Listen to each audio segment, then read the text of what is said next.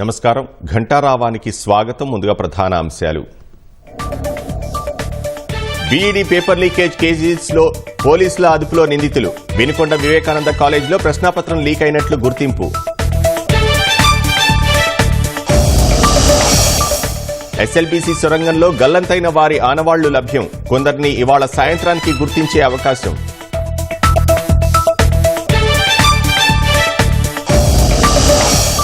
YCP social media incharge Rakesh Gandhi arrest. కూటమి నేతలపై అసభ్య పోస్టులు పెట్టిన కేసులో చర్యలు.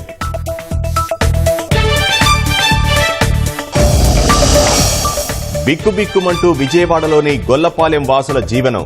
కొండ చుట్టూ ఇనుప జాలీలు వేసి రక్షించాలంటూ వినతి.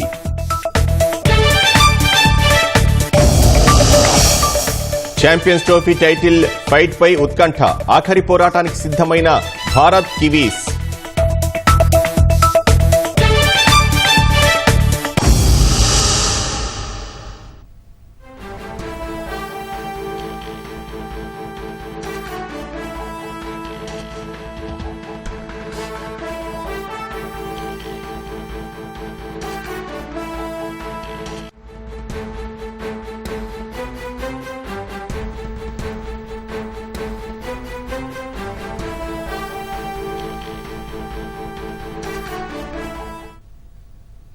ఏఎన్యూ బీఈడీ ప్రశ్నాపత్రం లీకేజ్ కేసులో మరికొంతమంది నిందితులను పోలీసులు అదుపులోకి తీసుకున్నారు.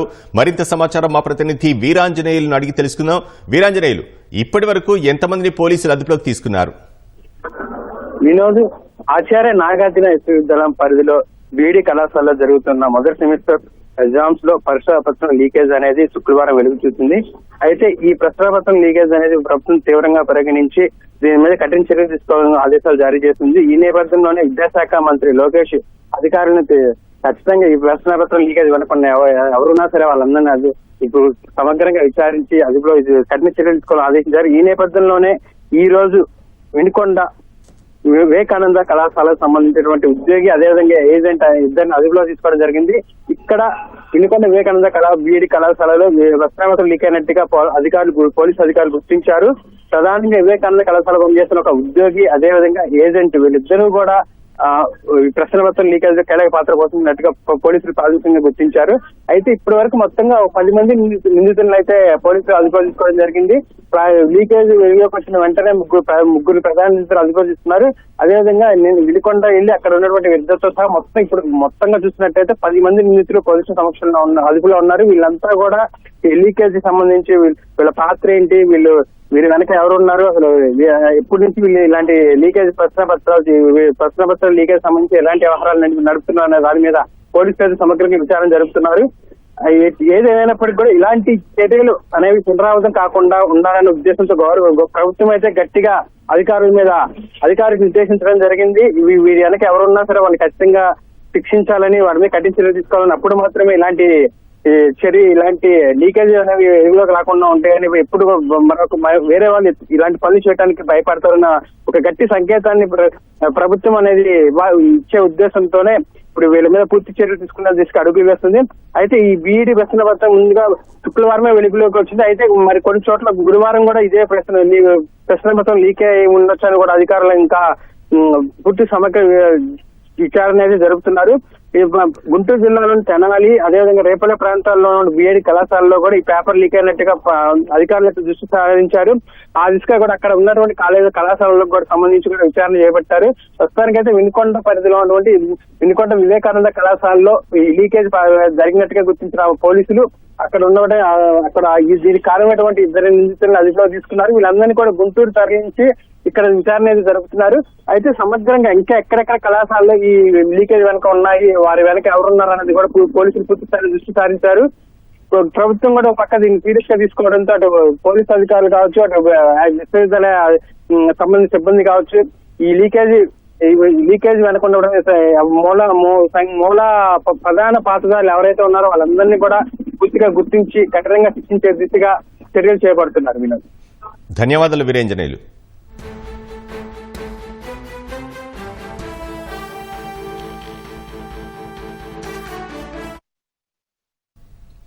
పల్నాడు జిల్లా చిలకలూరుపేటకు చెందిన YCP social media incharge Rakesh గాంధీని పోలీసులు అరెస్టు చేశారు.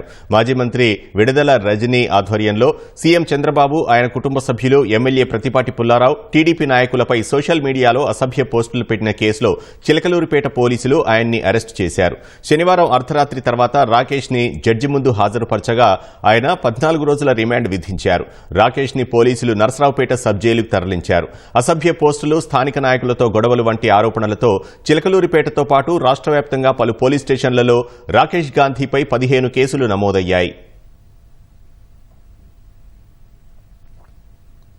రిషికొండ బీచ్లో ప్రతిష్టాత్మకమైన బ్లూ ఫ్లాగ్ ఎగురవేస్తామని భీమిలి ఎమ్మెల్యే గంటా శ్రీనివాసరావు తెలిపారు. రిషికొండ బీచ్ ని సందర్శించిన గంటా శ్రీనివాసరావు అక్కడి పరిస్థితులను పరిశీలించారు.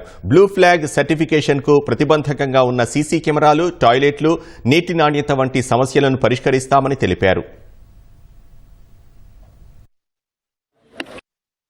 14th ఏదైతే మనకి ఈ రికగ్నిషన్ ఇస్తుందో ఆ సొసైటీకి సంబంధించిన అధికారులు ఇక్కడికి వస్తున్నారు. వచ్చినప్పుడు వాళ్ళు కొన్ని షార్ట్ ఫాల్స్ వాళ్ళు అబ్జర్వ్ చేశారు. ఇక్కడ ఏమేమి ల్యాబ్స్ ఉన్నాయన్నది అవన్నీ కూడా రెక్టిఫై చేసి మళ్ళీ ఇస్తే వాళ్ళు విజిట్ చేసి దానికి మళ్ళీ మనకి తిరిగి రివైవ్ చేస్తామని కూడా వాళ్ళు ప్రామిస్ చేశారు. ముఖ్యంగా స్థానికంగా ఇక్కడ వెండర్స్ ఉన్నారు, వాళ్ళతో కొన్ని ఇష్యూస్ ఉన్నాయి. అలాగే ఇక్కడ ఫెసిలిటీస్ ఇష్యూస్ ఉన్నాయి. వీటన్నిటితో పాటు సేఫ్టీ, సెక్యూరిటీ, ప్రధానంగా ఫెసిలిటీస్ సంబంధించి టాయిలెట్స్ కానీ, డ్రింకింగ్ వాటర్ కానీ, సీసీ కెమెరాలు కానీ, వీటితో పాటు స్ట్రీట్ డాగ్స్ కూడా మధ్య కొన్ని ఉంటే వాటి మీద కూడా ప్రత్యేకంగా కార్పొరేషన్ దృష్టి పెట్టి వాటిలో కూడా అరికట్టే ఏర్పాట్లు చేస్తా ఉంది. వీటిలన్నింటి మీద కూడా ఫోకస్ పెట్టి మళ్లీ ఈ విశాఖపట్నం రిషికొండ బీచ్ కి ఆ బ్లూ ఫ్లాగ్ టాగ్ పర్మనెంట్ గా ఉండే విధంగా అన్ని చర్యలు కూడా తీసుకుంటాం. కళ్లెదుటే నీరు పారుతున్నా చెరువుకు సరఫరా కాకపోవడంతో గత 5 ఏళ్లు రైతులు తీవ్ర ఇబ్బందులు పడ్డారు. ప్రస్తుతం కూటమి సర్కారు చెరువుకు నీరు విడుదల చేయడంతో హర్షం వ్యక్తం చేస్తున్నారు. అనంతపురం జిల్లా ఉరవకొండ మండలం కోనాపురం చెరువు ద్వారా దాదాపు 2000 ఎకరాలకు సాగునీరు అందుతుంది. అయితే వైసీపీ హయాంలో ఆ చెరువుకు నీరు వదలకపోవడంతో రైతులు కాళ్లరిగేలా నేతల చుట్టూ తిరిగారు. అయినప్పటికీ ఫలితం దక్కలేదు. కానీ ఆర్థిక మంత్రి పయ్యావుల కేశవ్ హంద్రీనీవా అధికారులతో చర్చించి ఫిబ్రవరి 16న నీరు విడుదల చేయించారు. చెరువు నిండా నీరు రావడంతో రైతులు సంతోషం వ్యక్తం చేస్తున్నారు. 2014 ముందే పయ్యావుల కేశవన్న సొంత డబ్బులతో కాలు తొగిడిచినాడు. 10 లక్షలు ఖర్చు పెట్టాడు. నీళ్లు లేక చెరువు చాలా ఎండిపోయింది. రైతులంతా దెబ్బతింటే అప్పుడు మేమంతా పోయి అడిగితే కానిలని చేసినాడు. ఆ తర్వాత 7 సంవత్సరాలు బాగా కంటిన్యూ వచ్చినాయి. 2014 నుంచి 19 వరకు ఆ వైసీపీ గవర్నమెంట్ వస్తేనే అదే పార్టీ వాడే కాలు బూన్ చేస్తే అంతా ఇంకా 2 ఏళ్ళు ఊరికైనా మళ్ళీ 3వ సంవత్సరం అంతా నాయకుడి దగ్గరికి విశ్వేశ్వరరెడ్డి దగ్గరికి పోతే మీరు రైతులు మాట్లాడుకోండి, మాకు సంబంధం లేని విషయం కాదన్నా, మీరు అట్లంటే ఎట్లా కలెక్టర్ దగ్గర ఆయన పిలిపించి మాట్లాడండి, పోలీస్ ప్రొటెక్షన్తో గానీ వెళ్ళి వేయచ్చు దాన్ని, ఇంతకుముందు అట్లా చేసినామంటే లేదు మీరే మాట్లాడుకోండి అని ఆయన దాటేసుకుని గవర్నమెంట్ వస్తేనే అన్న దగ్గర కేశవన్ దగ్గరికి పోతే కేశవన్న చిన్నపన్న చదువుతో ఇప్పుడు ఈ నీళ్లు జరిగింది. మంత్రి గారు ఆదేశాలతో నుంచి మేము ఇడుచుకున్నాము. మాకు ఇంతకు ముందు వైఎస్ఆర్ ప్రభుత్వం కార్యకర్తలు కూడా సహకరించలేదు. ఇప్పుడు పయ్యావుల కేసులతో నుంచే ఈ అభివృద్ధి జరుగుతుంది. కానీ ఇక్కడ ఈ చెరువుకి ఇంతకు ముందు కూడా వాళ్ళ సొంత ఖర్చు పెట్టుకుని ఇడిపించిండేది. ఈ 10 రోజుల్లో చెరువు నిండింది. మంత్రి మంచి పని చేసినాడు. బాగా బతుకుంటాము. రైతు ఇన్నాళ్ళంతా పోయినాము. ఇప్పుడు నుండి బాగా సంతోషంగా ఉన్నాము. మాకు మంచి చేసినాడు. హంద్రీనీవా కాలువ ద్వారా మాకు మా ఊరు చెరువుకి నీళ్లు వదలడం జరిగింది. అది మంత్రి గారి చెరువుతో మా గ్రామానికి మా ఊరు చెరువుకి నీళ్లు వదలడం జరిగింది. దాదాపుగా ఈ చెరువుకి నీళ్లు రావడం వల్ల కొన్ని 100 బోర్లు రీఛార్జ్ అవుతాయి. దీని నుంచి పంట పొలాలు వేసుకుంటారు రైతులు. చెరువుకి బోర్లు మోటార్లు వేసుకొని పంపింగ్ చేసుకొని వాళ్ళు నీళ్లు వేసుకోవడం జరుగుతుంది. వైసీపీ ప్రభుత్వం కక్షపూరితంగా పెట్టిన కేసుల నుంచి రాజధాని ప్రాంత రైతులకు విముక్తి లభిస్తోంది. అమరావతి ఉద్యమ సమయంలో రైతులపై అప్పటి ప్రభుత్వం దాదాపు 42 కేసులు పెట్టింది. కూటమి సర్కార్ అధికారంలోకి వచ్చిన తర్వాత ఒక్కొక్క కేసు నుంచి రైతులకు ఊరట కల్పిస్తోంది. శనివారం నిర్వహించిన మెగా లోక్ అదాలత్లో 5 కేసులను మంగళగిరి న్యాయస్థానం కొట్టివేసింది. మందడం వద్ద డ్రోన్ ఎగురవేసిన కేసులో 50 మంది రైతులు, మహిళలపై కేసు పెట్టారు. ఈ కేసులో ఎమ్మెల్యే కొలికపూడి శ్రీనివాస్ కూడా ఉన్నారు. ఈ కేసును న్యాయమూర్తి కొట్టివేశారు. అమరావతి రైతులు సంతోషం వ్యక్తం చేశారు. ఏదైతే అమరావతి రైతులకి, అమరావతి దళితులకి చేసినటువంటి మోసానికి జగన్మోహన్ రెడ్డి గారు తగిన శాస్తిని 11 సీట్ల రూపంలో అనుభవిస్తూ ఉన్నాడు. ఇప్పటికీ మోక్షం కలిగింది. ఈరోజు అనేక కేసులను విచారించి వాస్తవాలని క్రోడీకరించి ఇవన్నీ కూడా కేవలం ఒక ప్రభుత్వ ఆలోచనలో భాగంగానే పెట్టబడినటువంటి కేసులు. దీంట్లో వాస్తవం లేదని ఈరోజు ఈ కేసులను కొట్టివేయడం జరిగింది. ఇది చాలా శుభపరిణామం. రాజధాని అమరావతి ఉద్యమాన్ని అణిచివేయటానికి జగన్మోహన్ రెడ్డి తన ప్రభుత్వంలో పనిచేసినటువంటి పోలీసుల చేత అక్రమంగా రాజధాని అమరావతి రైతులపై, మహిళలపై, అక్కడ పనిచేసినటువంటి మా దళితులపై అధిక సంఖ్యలో కేసులు పెడతాం జరిగింది. ఈ రోజున మెగా లోక్ అదాలత్లో 5 కేసులను ఈ రోజున రాజీ చేయడానికి ముందుకు రావడం జరిగింది. పోలీస్ శాఖలో మహిళా ఉద్యోగుల పిల్లల కోసం కేర్ సెంటర్లు ఏర్పాటు గురించి పరిశీలిస్తున్నట్లు హోంమంత్రి అనిత తెలిపారు. విజయనగరం పోలీస్ కార్యాలయంలో నిర్వహించిన మహిళా దినోత్సవ కార్యక్రమంలో ఆమె పాల్గొన్నారు. సచివాలయాల్లోని మహిళా పోలీసులను పోలీస్ శాఖలో విలీనం చేసే ప్రతిపాదనపైన చర్చిస్తున్నామని ఆమె వివరించారు. అనంతరం ఆమె అక్కడే ఉన్న పోలీస్ క్వార్టర్స్లోని మహిళా హోంగార్డ్ ప్రమీల ఇంటికి ఆకస్మికంగా వెళ్లి ఆశ్చర్యపరిచారు. ఎలాంటి ముందస్తు సమాచారం లేకుండా ఏకంగా హోంమంత్రి ఇంటికి రావడంతో మహిళా హోంగార్డ్ ఆనందంతో ఉబ్బితబ్బిబ్బయ్యారు. వారికి అతిథి మర్యాదలు చేశారు. హోంగార్డ్ కుటుంబ పరిస్థితులు, ఆరోగ్యం గురించి హోంమంత్రి అనిత అడిగి తెలుసుకున్నారు. అనంతరం ప్రమీలను చీర, సారెతో సత్కరించి మహిళా దినోత్సవ శుభాకాంక్షలు తెలిపారు. అంతకుముందు జరిగిన సమావేశంలో ఆమె పాల్గొన్నారు.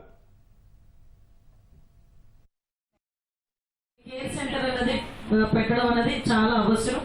దాన్ని ఏ రకంగా పెట్టాలనేది ఒక డిస్కషన్ చేసుకుని యాజ్ ఎర్లీ యాజ్ పాసిబుల్ ఆ ఏర్పాటు కూడా చేసి పెడతాం. అది నిన్ననే నాకు వచ్చిన ఐడియా. డెఫినెట్లీ ఈరోజు మీరు కూడా అదే అడిగారు.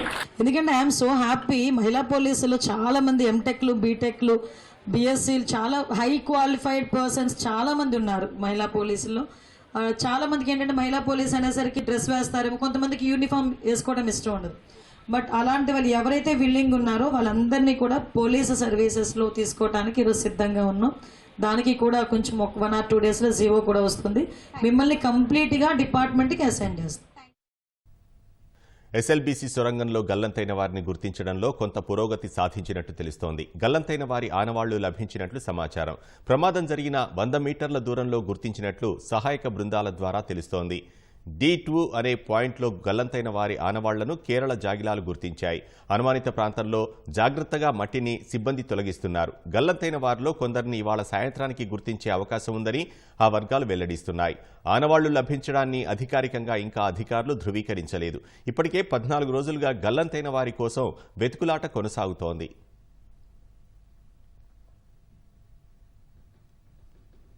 వైసీపీ మాజీ ఎంపీ విజయసాయిరెడ్డి, మాజీ ఎమ్మెల్యే గోపిరెడ్డి శ్రీనివాసరెడ్డి ఒత్తిడితోనే తాను కోడెల శివప్రసాదరావు, ఆయన కుమారుడు శివరామకృష్ణపై తప్పుడు చీటింగ్ కేసు పెట్టానని మాజీ రంజీ క్రికెటర్ నాగరాజు తెలిపారు. శనివారం నర్సరావుపేట కోర్టులో నిర్వహించిన లోక్ అదాలత్లో కేసు రాజీ చేసుకున్నట్లు నాగరాజు వెల్లడించారు. రైల్వేలో ఉద్యోగం ఇప్పించేందుకు కోడెల శివప్రసాదరావు, శివరామకృష్ణ 15 లక్షలు లంచం అడిగారంటూ కేసు పెట్టాలని విజయసాయిరెడ్డి, గోపిరెడ్డి బెదిరించారని నాగరాజు వెల్లడించారు. ఆంధ్ర జట్టులో తనను ఆడనివ్వరేమోననే భయంతోనే తప్పుడు ఫిర్యాదు చేసినట్లు నాగరాజు తెలిపారు.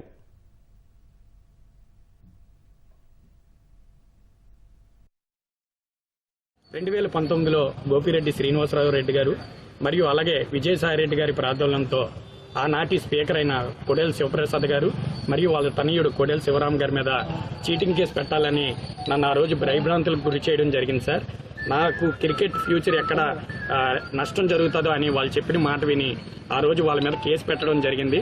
మరి ఈరోజు ఆ గవర్నమెంట్ లేదు కాబట్టి ఈరోజు లోక్ అదాలత్ ఉందని తెలిసి నేను నర్సరావుపేట సిఐ గారిని సార్ ఆ రోజు నేను అన్యాయంగా అతని మీద కేసు పెట్టాను, నా కేసు రాజీ తీసుకుంటానని చెప్పడం జరిగింది.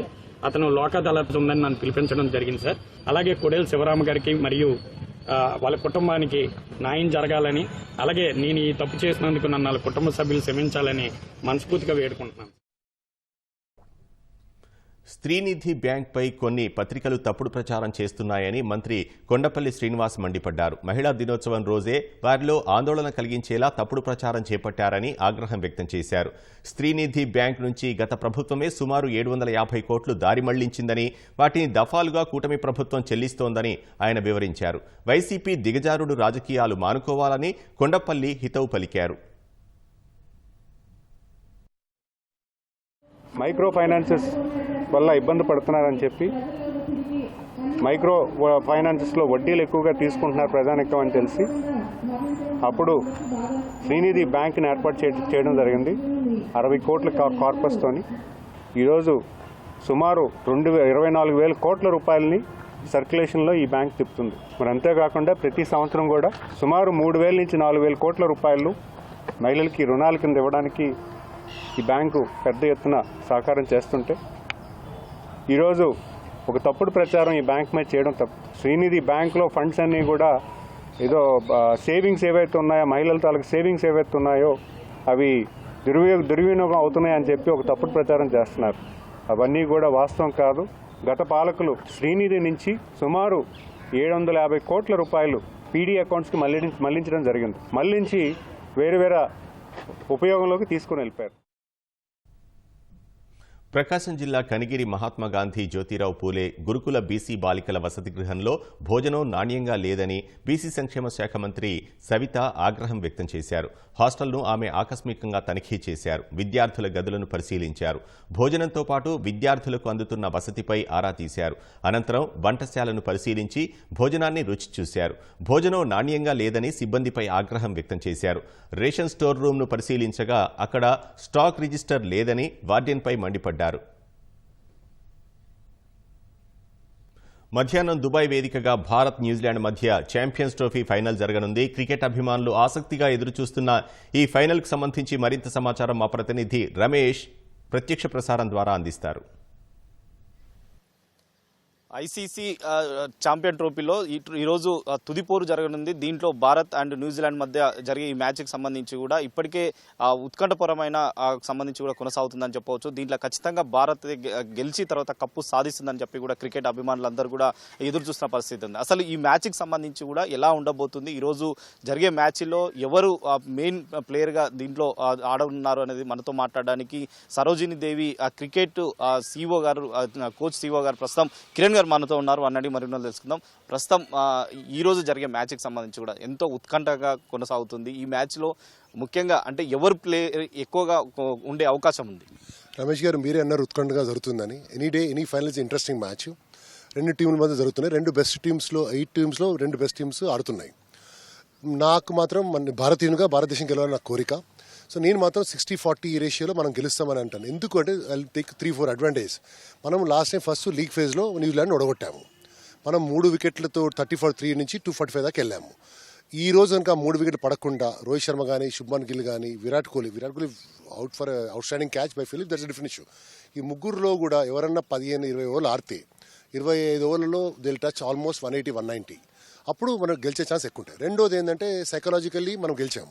రెండో ఆప్షన్ ఏంది, న్యూజిలాండ్ పాపులేషన్ 50 లక్షల మంది. దాంట్లో దుబాయ్లో ఎంతమంది, ఒక 5,000-3,000 మంది ఉంటారు. కానీ మన వాళ్ళు ఏంది, భారతదేశం నుంచి దుబాయ్ ట్రావెల్ చేసి ఆ స్టేడియంలో టికెట్స్ తీసుకొని అక్కడున్న వాళ్ళు కూడా మనం ఎక్కడున్న ప్రపంచంలో ఎక్కడున్నా మనం ఎంకరేజ్ చేస్తాం. మనం టీవీ ముందర వాళ్ళు అక్కడ ఎంకరేజ్ చేస్తాం. సో రెండో అడ్వాంటేజ్, సైకలాజికల్ అడ్వాంటేజ్ ఇది ఒకటి ఉంది. మూడో అడ్వాంటేజ్ ఏంటంటే మనం అన్ని మ్యాచ్లు గెలుస్తూ వచ్చాము, ఇప్పుడు ఓడిపోలేదు. సో ఈ న్యూజిలాండ్ అనేది మనతో ఓడిపోయింది. కాకపోతే ఏంటంటే మనం అన్ని మ్యాచ్లు ఉన్న 7 పిచ్లో వికెట్ల ఉన్న పిచ్లో దుబాయ్లో 4 పిచ్ల మీద ఆడేసాం మనము. ఈరోజు కొత్త పిచ్ మీద ఆడతాం. కానీ ఏదైనా రమేష్ గారు, ఈ రోజు వరకే.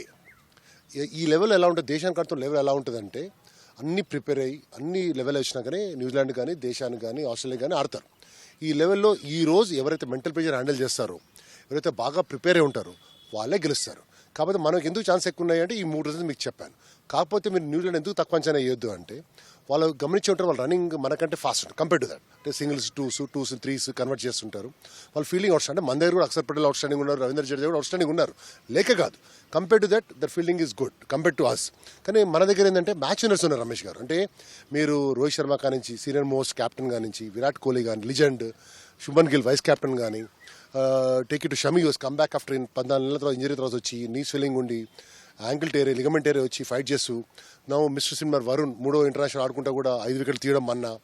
Ravindra Jadeja outstanding allrounder, Kuldeep Yadav outstanding spinner, and everybody మీరు ఏ పేరు, హార్దిక్ పాండ్యా గ్రేట్ ఆల్రౌండర్, ఎవరిలో చూసినా కూడా మ్యాచ్ విన్నర్ క్వాలిటీస్ ఉన్నాయి. అదే న్యూజిలాండ్ చూస్తే ఏంది, Williamson is outstanding, Sachin Ravindra is outstanding, their captain match Santner is an outstanding spinner and good batting, left బాగా ఆడుతున్నాడు. అలా కంపారిజన్ మనం ఉన్నాం. కానీ ఏదేమైనా రమేష్ గారు, ఆ మ్యాచ్లో ఆ వికెట్ మీద ఎవరు పర్ఫామ్ చేస్తే వాళ్ళే హీరోలు. సో మనం వికెట్ మీద let's say we when the toss and we choose let's say మనం సెట్ అయ్యి 10-15 ఓవర్లు మంచి ఆడి మంచి స్కోర్ పెట్టే పవర్ ప్లే మంచి ఇచ్చాం అనుకోండి, మనకు ఆటోమేటిక్గా అడ్వాంటేజ్ ఉంటుంది. లేదు మనం వికెట్లు పోగొట్టుకున్నాం అనుకోండి, అడ్వాంటేజ్ వాళ్ళకి పోతుంది. ఇంకోటి ఏంటంటే రమేష్ గారు, ఏ 50 ఓవర్ మ్యాచ్లో గమనించినా కూడా 2 కానీ 3 పార్ట్నర్షిప్స్ ఉంటాయి. మన పార్ట్నర్షిప్ వాళ్ళు న్యూజిలాండ్ బ్రేక్ చేస్తే వాళ్ళు గెలుస్తారు, మనం వాళ్ళ పార్ట్నర్షిప్ బ్రేక్ చేస్తే మనం గెలుస్తాం.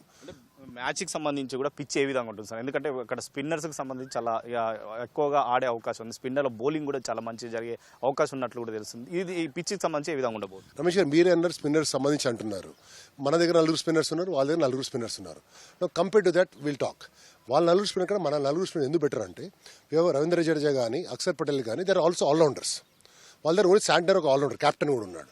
ప్లస్ మన వాళ్ళు ఏంటంటే అక్యురసీ, ప్రెడిక్షన్, అదొక అడ్వాంటేజ్. సెకండ్ థింగ్ ఏంటంటే ఆ గ్రౌండ్లో ఆల్రెడీ వీళ్ళు 4 మ్యాచ్లు ఆడేశారు కాబట్టి ఆ స్పిన్నర్స్కి ఐడియా ఉంది ఎక్కడ పొడుగుంటుంది, ఎక్కడ షార్ట్ బౌండరీ, ఎక్కడ పెద్ద బౌండరీ ఉంది, ఎక్కడ ఫీల్డర్ ప్లేస్మెంట్ చేయాలనేది మనకు psychological advantage.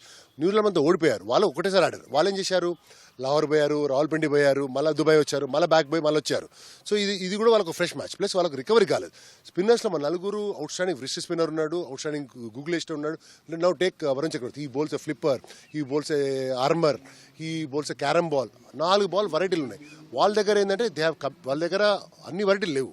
So compare to spinner, వాళ్ళ 4 స్పిన్నర్స్ కంపేర్ చేస్తే మన స్పిన్నర్స్ బెటర్ రమేష్ గారు. So definitely we have and మీరు పిచ్ అన్నారు. ఇప్పుడు లాస్ట్ టైం మీరు ఏమన్నారు రమేష్ గారు, న్యూజిలాండ్ టాస్ గెలిచి మనం బ్యాటింగ్ పెట్టారు, 3 వికెట్ పడ్డా కూడా కోలుకున్నాం. టాస్ అనేది మన కంట్రోల్ లేదు, పిచ్ అనేది మన కంట్రోల్ లేదు. ఎందుకు లేదు అంటే పిచ్ ప్రిపేర్ చేస్తారు, ఆ టైంలో ఎవరు సెట్ అయ్యి ఆడితే అది. ఇంకోటి మీరు గమనిస్తే ఏ స్కోర్ కూడా 260 దాటలేదు. అదే మీరు పాకిస్తాన్ ఆడిన మ్యాచ్ చూడండి 300 కూడా దాటాయి అన్నట్టు. సో ఆ పిచ్ ప్రకారం ఆ లెవెల్లో ఆడేస్తారు వాళ్ళు. So pitch